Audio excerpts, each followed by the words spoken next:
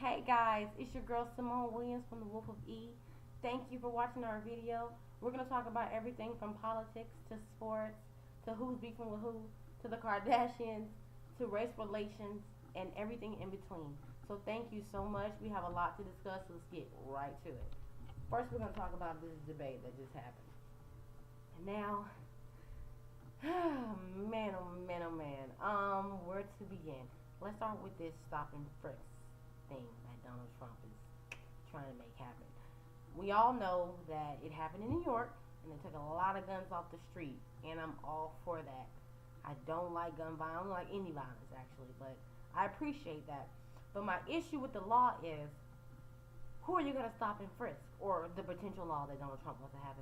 Who are you going to stop and frisk? You know, are you going to stop and frisk Tyrone as much as you stop and frisk Little Billy? You know, that's where the issue comes into play, because that's what you call racial profiling. And why should you stop and frisk me because I look threatening to you? And not even so much threatening as just different. And you have a fear of the unknown. That's the issue I have with it. As for Hillary and her email scandal that Donald Trump so eloquently brought up when we were asking him about his tax returns, but we'll get back to that later. I honestly don't care. I mean, yeah, she might have misused and mishandled and all that, and you know, that was wrong. But at this point now, I don't care. All I care about now is, are you going to run this country better than Donald Trump? And the answer is yes. So, Donald Trump and his tax returns. Now, why won't you release them? Like Hillary said, what are you hiding? Are you in the bed with people? And who do you really owe, Mr. Trump? Or are you not as rich as you say you are? Stop hiding your tax returns. He said that he would show them after his audit was complete, but the IRS let us know that he didn't even need the audit to be finished for him to release his tax returns. Mr. Trump, you're not fooling anyone. All in all, you know, the debate, it was sort of comical. You know, I'm ready for the vice presidential debate, actually. I'm actually excited about that because Donald Trump, vice president, potential vice president, or vice presidential nominee, basically knows more about politics than he does. So I'm actually excited to see them go head to head. So we're going to move from the debate, and we're going to go into sports and our athletes that we love so much. So, Colin Kaepernick, you know, he's hated and he's loved. You know, Time magazine put him on the cover. You know, he's being called a revolutionary.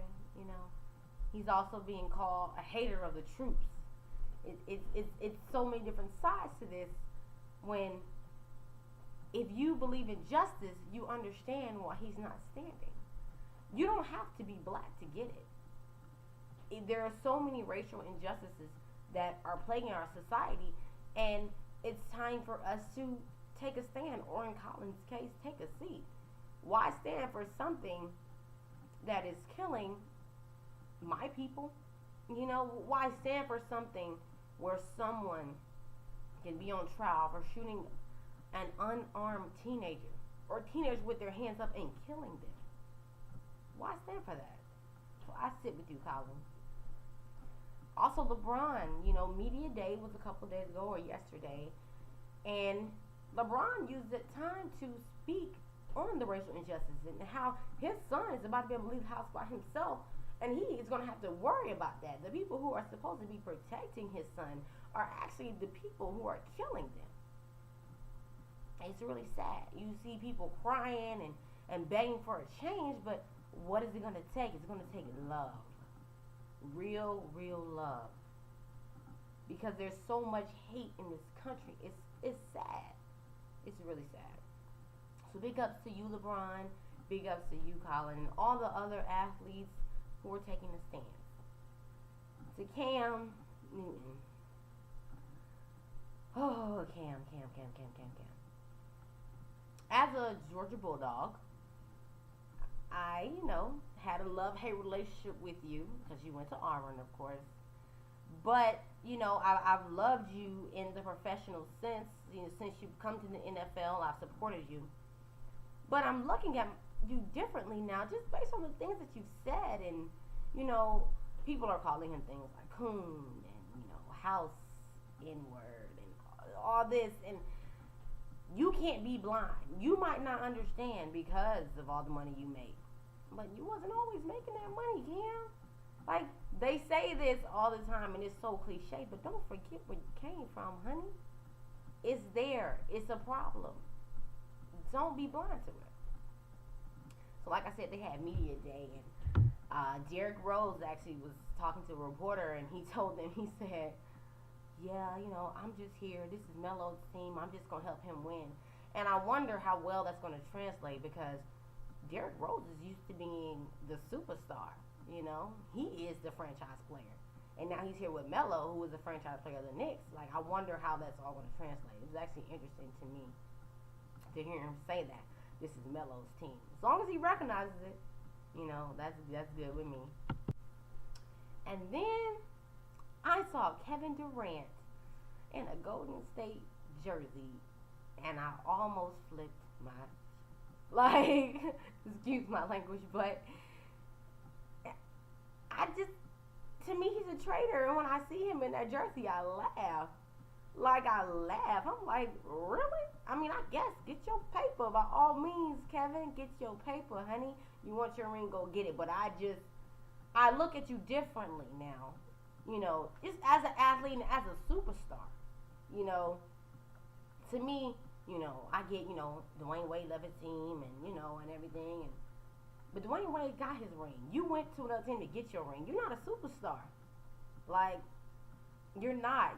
You were, but when you made that move to me, you lost all credibility. Like, I'm going to join the team that beat me, so maybe then I can win with them. Come on. Kevin. Big ups to you, Russell, for sticking it in there. What else I want to talk about? Oh, my gosh. Paul Pierce is retiring. You guys. He has been my favorite basketball player, one of my top favorites forever. And I'm so sad to see him go after this season. And KG as well, you know what I'm saying? They played together, so I watched him as well, but I mean, I guess, it's time for the new generation to come on up and do great things. So all the greats have to be done at some point. Alright, so we're going to talk about Rob Kardashian and Blac Chyna and all this and all that. First of all, it's all pretty messy, but I mean, what can you do? That's how they make their money. But Rob Kardashian, of course, was upset with his sister the other day after the show aired, and just basically blasted her, put her number on Twitter. And I'm not gonna lie, like the rest of you, I called the number. When I called, though, it said it had been changed. So I didn't get Kylie, but hey, I tried. But seriously, that was just, I'm all for riding for your girl, Rob, and the mother of your child and your soon-to-be wife. But come on, man, you can't let your emotions get to you like that. Okay, you're about to be a dad, okay, and you're about to be a stepfather officially. You gotta get it together, Rob. Focus on you and your family. If somebody else is trying to interfere, block them out. Don't lash out. It shows that they get to you, man. I really want you and China to work. I don't want this to have all been some kind of scam or scheme, because I love love, and so I want y'all to really work. So don't let all this craziness get to you. Okay, so I'm going to talk about Terrence Cruikshank. I'm sure you all know he was shot by a police officer. And he was actually already on the ground when she shot him. He had been tased by another officer, but he didn't even deserve to be tased, because all he wanted was some help. He was complying. His hands were up. And then the police officer had the nerve to say, oh, he was reaching for a gun through the window. But then we saw later that the window was up. So, I mean, hey, this is honestly what I think happened. I think that deputy, after the other officer fired his taser, she became frightened and just didn't know what to do and just pulled the trigger. It was in her hand. She was already, they always say, if you have your hand on the trigger, be ready to shoot.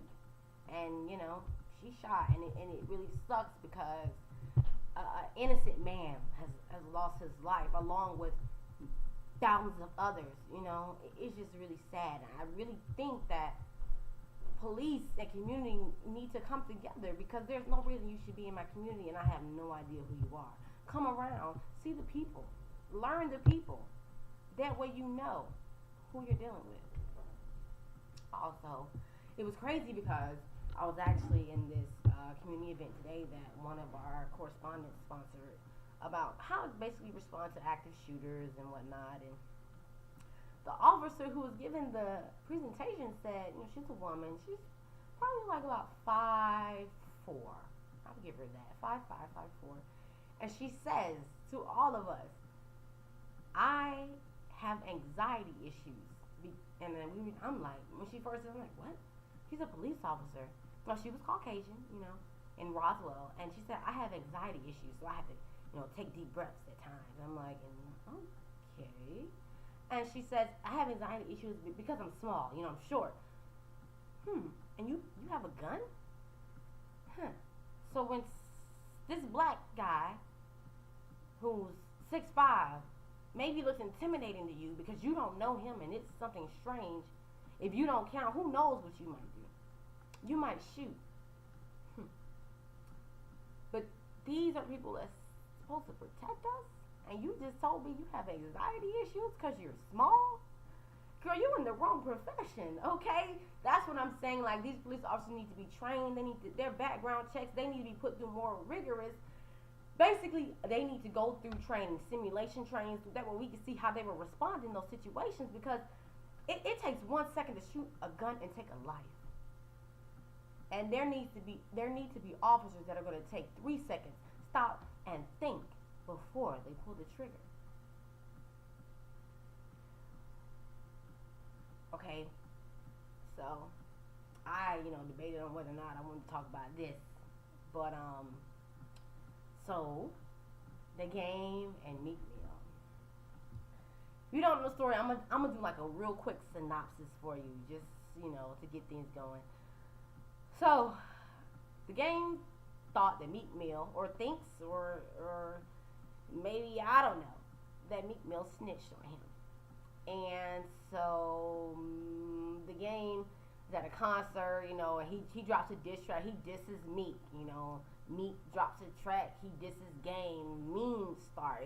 It's craziness, Pictures on Instagram. Nicki Minaj even jumped in. She, putting kissy faces on the Meek thing like, I got your back, babe, And the Game puts up a picture from a video him and Nicki did, and he's like, the last time Nicki had a real man, basically, and I was just like, what's going on? And I didn't want to get involved, and I didn't want to care, because it's stupid, because they're acting like children, they're grown men. But then the Game dropped this diss track, and it just brought so much out of me. I wanted to find Meek and laugh in his face, because it put me in the mind of like, hit him up. Like, I promise you, it was just so much passion in his words and the things he was saying. I was like, then he came for Benny, and then he came for, like, what in the world's going on? Like, it hurt my feelings. And Game, baby, what? You ain't have to do him like that. He came for Sean Kingston. It was just all bad. Ooh, it was just bad. But like, that's what I want to see. I want to see diss track, beef track. I want to say, ooh, Meek just got ethered. Like, that's what I want to see. These memes, y'all go on. How much time are y'all spending making these memes when you should be writing, honey? Anyway, then of course Beanie Siegel gets beat up or whatever, and everybody claims it's Meek's people, because Beanie actually went on and said, oh, I didn't even know I was on a diss track. I was just helping Meek out with his rhymes. Me and the Game, cool. Basically, kind of like distancing himself from Meek. And people in Philly, they don't play that. You know what I'm saying? So he got waxed or whatever. And that sucks. But to me, that's just a part of the game. That's hip hop, baby. That's been hip hop. Like, no disrespect, no two-face, none of that. You know what I'm saying? But hey, it is what it is. Then the Game went to Philly, and he was in South Philly. He was out in the car, on Instagram. Then he went to North Philly, and he never showed his face. The signs were backwards. People was like, you wasn't really in North Philly. You didn't come out the car. You was scared because everybody knows. As soon as he would have got out, he would have had a problem because they don't play about Meek up there. So I mean, it's what it is. If you went or you didn't go, I honestly don't care. Just I want to hear the rhymes. That's what I want you rappers to rap, not catfight like little girls. Okay, grow up. I mean, everybody knows, about Shawty Lo's passing, and that was definitely that was a hard one for Atlanta, especially the West Side. Like, he was amazing. He cared about the community. He was a great person. I hate I think he had maybe 11 kids, and so I think his oldest was in high school. So I mean, definitely prayers to his family. Beyonce actually did kind of a tribute to him during her set at the Formation Tour yesterday or Monday. Yeah, she did a tribute to Shawty Lo, and that was really good.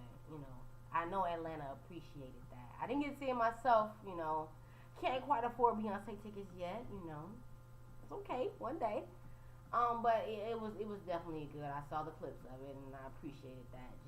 Just being from Atlanta. You saw a lot of rappers just saying how heartbroken they were about it, because he was actually leaving like Blue Flame Lounge, and it was a car, and there's so many stories you're hearing. He was drinking, or he hit and run, or nobody actually hit him. Bottom line is, some kids lost their father, people lost their friends, and that's all we need to be focused on. Is just uplifting. There's so much going on, and we forget to love, and we have to love. We can laugh at things, and it's human. We're not perfect, but at the end of the day, we all have to know right is right and wrong is wrong, and we just have to be there for each other. Look, I definitely appreciate you guys watching the video. Please continue to watch. Subscribe to our channel. Follow us on Instagram at The Wolf of E on Instagram, and you can follow me, Simone Janae. That's SimoneJahnae. And we hope you enjoyed it, and we'll see you next time. Thanks. Bye.